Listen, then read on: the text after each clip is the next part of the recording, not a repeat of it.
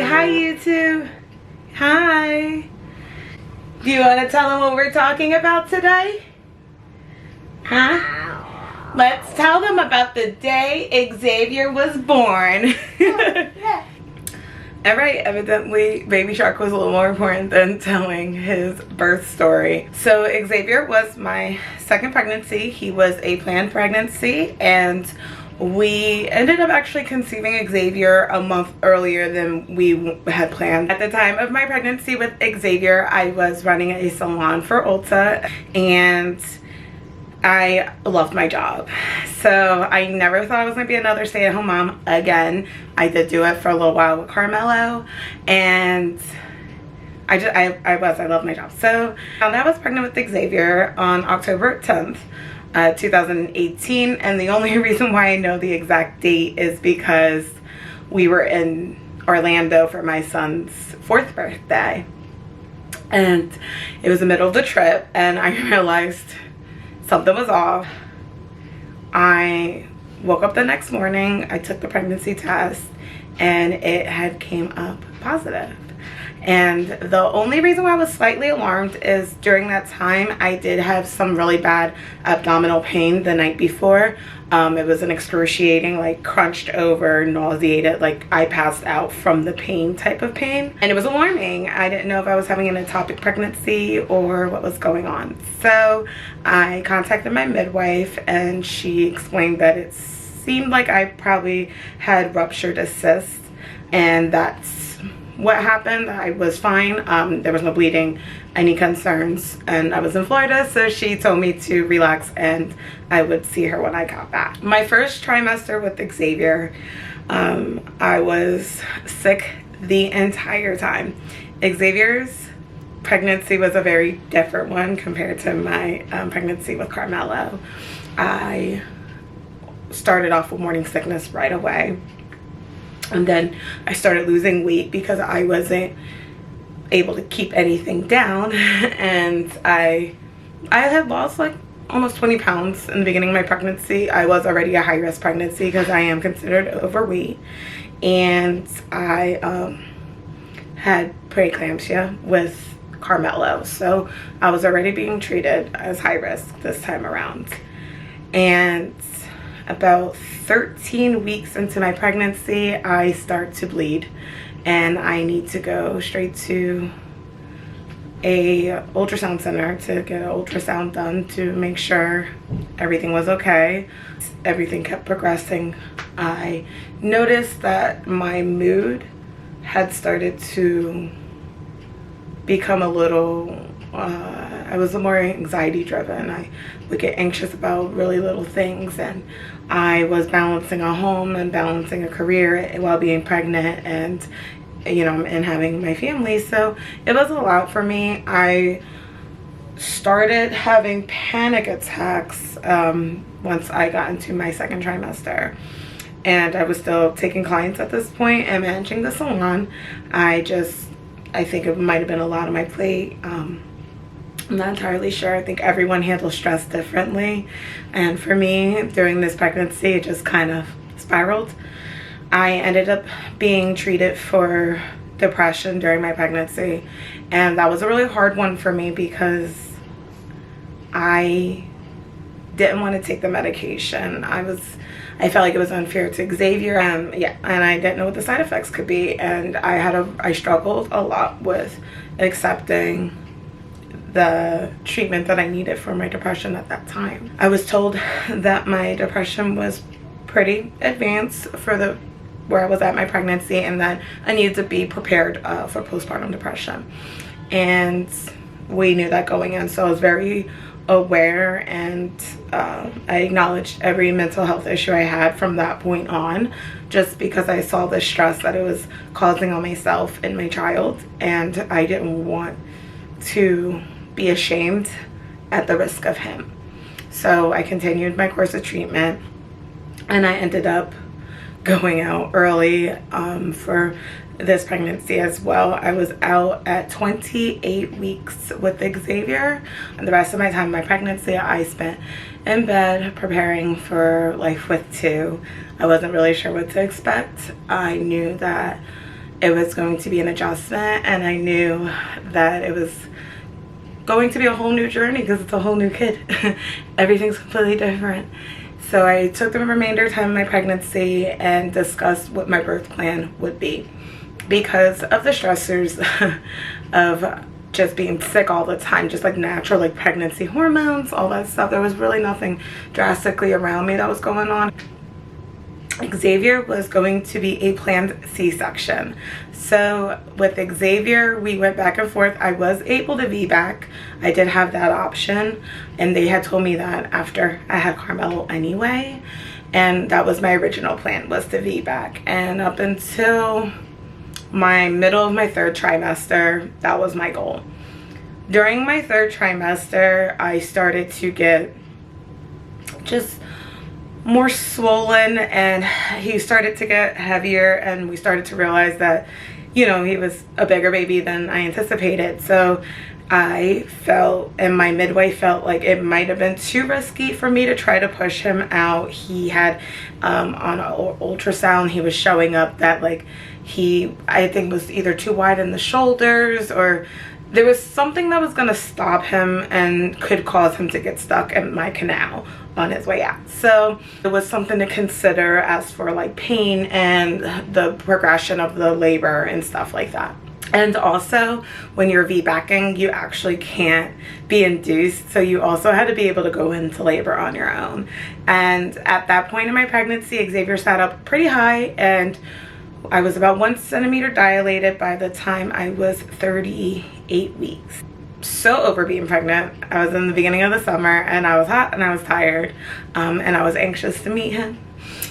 So I went to my last appointment, my OB appointment, and she measured me one more time. She said there's very little chance that he's going to be coming on his own. And then Friday came, and that she would see me in the OR next week. And I start feeling contractions, but at this point I was already having Braxton's and contracting sporadically for the last few weeks. I, you know, watched my hydration. I kept everything in mind, but I did notice that these contractions were a little more of a pattern. I didn't feel like, so they tell you to time your contractions and the length of them, so how far apart they are and how long they're lasting for.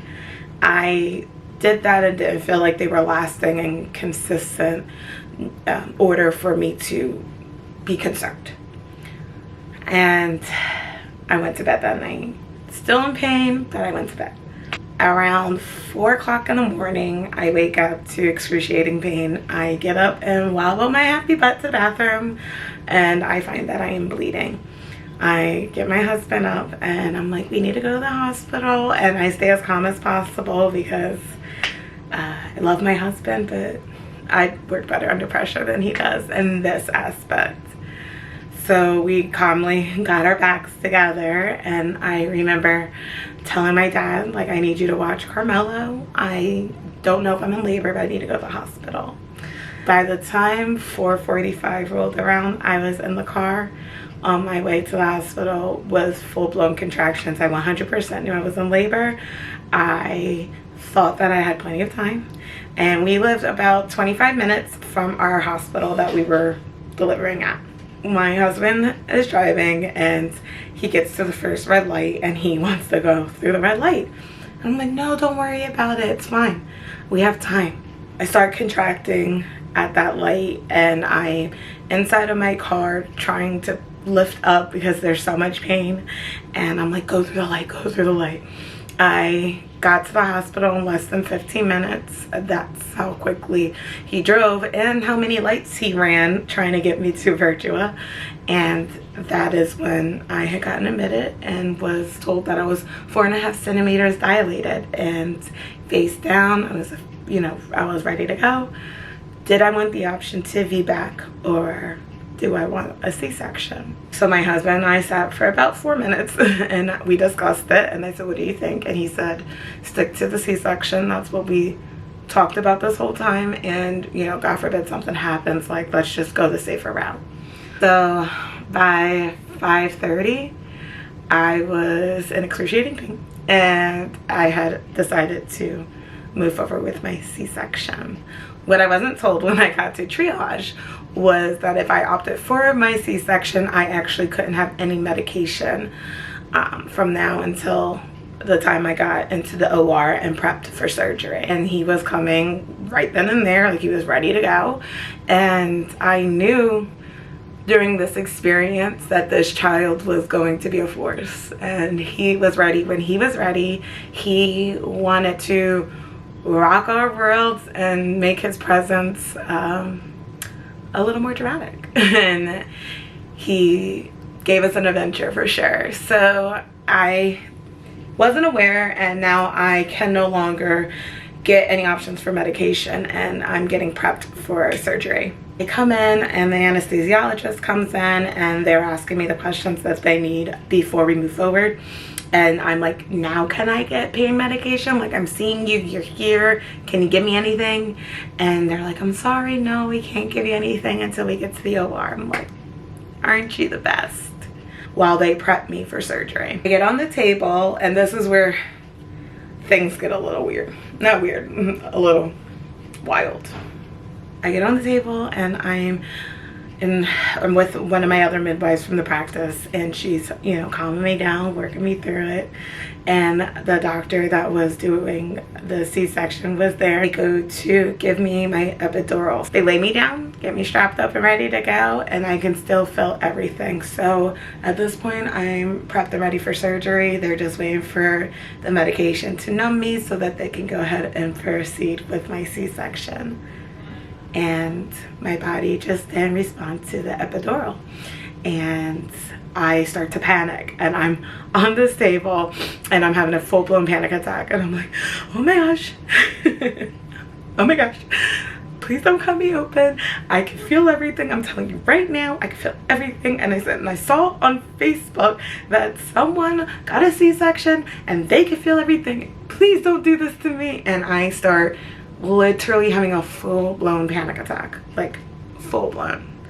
And I'm crying and I'm screaming. I'm like, oh my God, don't get me off this table. You can't cut me open. And they're like, Destini, calm down. So they're checking me to see like what areas I can feel. And I'm telling them, I can feel you. You're touching me X spot. Like, I can feel you're touching my left foot, middle toe, that type of thing. The anesthesiologist looks at the doctor and he goes, she's not responding to the epidural. We're gonna have to put her under general. The downside with general anesthetic when you are doing a C-section is that your partner or spouse cannot be in the room with you. So my husband was outside waiting, and they were like, well, be right out, give us 1 minute, we're gonna prep her and then we'll come right out. So he's waiting, and he said about, I think maybe 10 minutes into waiting, he was like, okay, I'm not gonna be in, something's going on. And they came out and told him, like, we had to put her under general.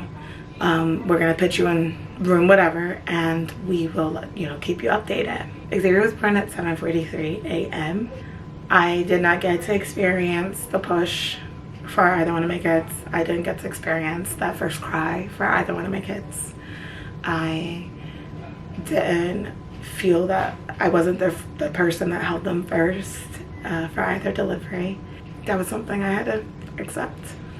So I woke up from surgery to find out that not only did I deliver a healthy, beautiful little boy while they were cleaning up. So Xavier already had been delivered at this point. They noticed some abnormality with my appendix. So they kept me under longer. At that point, once they handed Xavier over to Mello and some time had passed, he realized that something had happened because I should have been in recovery at that point. They were waiting for a general surgeon to arrive to remove my appendix. I woke up from surgery, found out I had delivered this beautiful little boy. I asked if he was okay. They said he was great, he delivered perfectly. They said to me, we have a few different things that we want to tell you that happened during delivery. Xavier did great. He did have the cord wrapped around his neck about 3 times knotted. That alarmed me. And the reason why is my options of VBACing could have jeopardized him significantly. And I'm not saying it's not common cords wrapped are common, but because he was a wider shoulder baby, pushing him out on top of those cords, I couldn't imagine. I wasn't responding to an epidural anyway, so I would have felt every single thing. He was perfect. And that there was abnormal tissue wrapped around my appendix. The general surgeon did remove it and send it for autopsy. It ended up coming back that I didn't have appendicitis, but I in fact had endometriosis, and it was starting to wrap around my appendix. Didn't even know. I was given Xavier and wheeled right into mommy baby. And as I was getting pushed into the center of the room where the bed would go, I saw my dad and my mom and Carmelo. So they were right there ready to meet Xavier, coming in the room the same moment that I was. And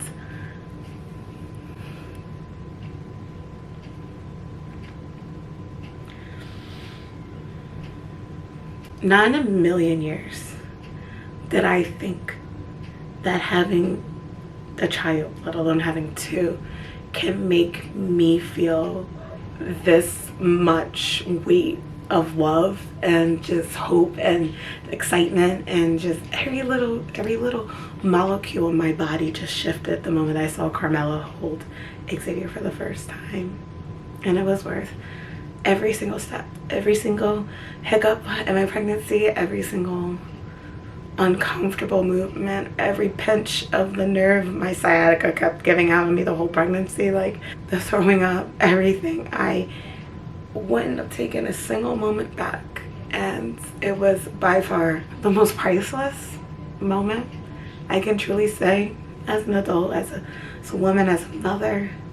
It was a moment that I will never forget. And Xavier's delivery was unique, and it was so memorable, and I'm thankful that I went through it. Thank you guys. If you guys have had similar situations, please let me know your stories down in the comments. I would love to hear what your concerns are or experiences that you had during delivery.